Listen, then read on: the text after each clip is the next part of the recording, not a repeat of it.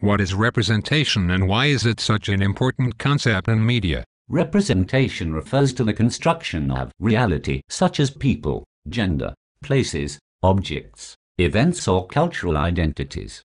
Representation is such an important concept in media studies because it is important to draw attention to and examine the constructed nature of all media, to analyze why and how it was constructed in a certain way. What is gender and what are some of the stereotypes associated with gender? Male and females are defined biologically, but masculinity and femininity are socially constructed. It's thought that we live in a very stereotypical society and gender is based on the idea of patriarchy. This is an example of dominant ideology.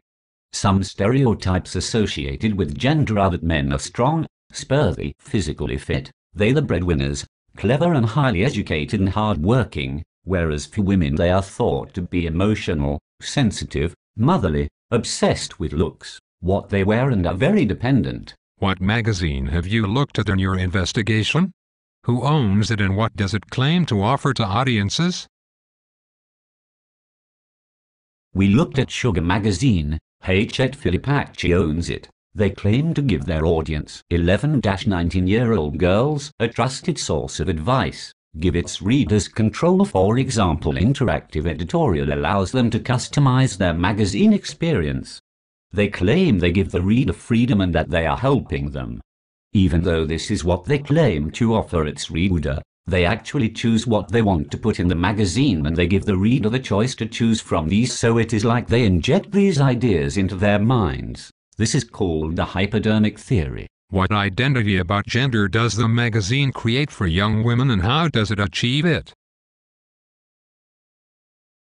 It creates the image that all girls are emotional, dependent and everything is about physical beauty. It achieves this by including different types of articles that are all about girls' looks and their problems, therefore reinforcing stereotypes. For example, most of the puffs/ears are to do with fashion and what they would find in the magazine. This backs up that all girls think about are their looks. They also include real-life stories like everyone knew I'd been kidnapped, except me. This gives the idea that this girl can't be clever if she didn't realize and that girls are dependent and emotional. Do your findings suggest that Sugar as a magazine for young women simply reinforces gender stereotypes?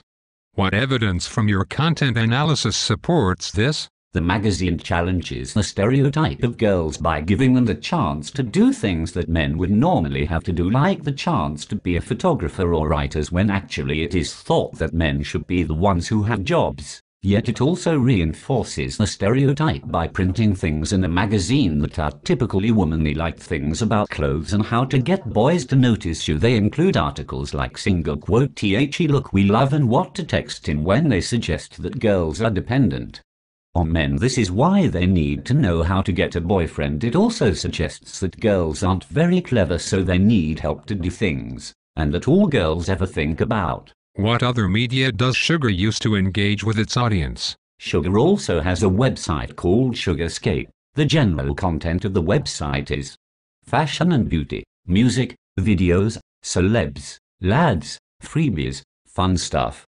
astro, horoscopes, book club, Scape TV and X Factor. This is a good example of convergent media because it includes lots of different elements like music, videos, Scape TV, book club and games. These types of things are not involved in the magazine. Using the website identically creates a place where girls can feel like they're surrounded by people who are just like them, and this reflects back from my original observations about Sugar that they give their audience info/education by including tips on safe sex, bullying and things that would help them in the real life. Identification. How is this an example of the way in which media is becoming more convergent? It is an example of convergent media because in the website they include lots of different elements like music, videos, Scape TV, book club, games.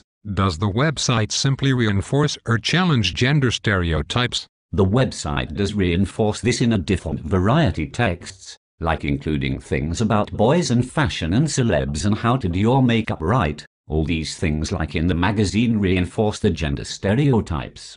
On the website they have many varieties of texts that reinforce these ideas, like fashion and beauty, which reinforce the idea that women are all about looks, etc. In your opinion, what impact might the gender identity created through the Sugar magazine and through Cigarscape website have on audiences?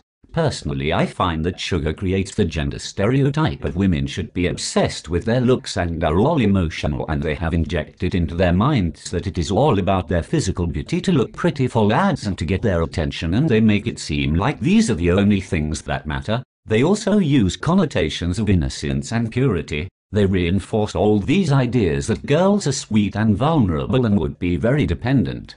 The type of house styles they use are very typically ugly and based around fashion, therefore appealing to their target audience, which are girls that only pick up the magazine to find out all the content in it and how to be pretty, skinny and perfect. The effect this would have is injecting into young girls' mind that they would need to be like these perfect girls in the magazine and the celebrities that appear on the cover.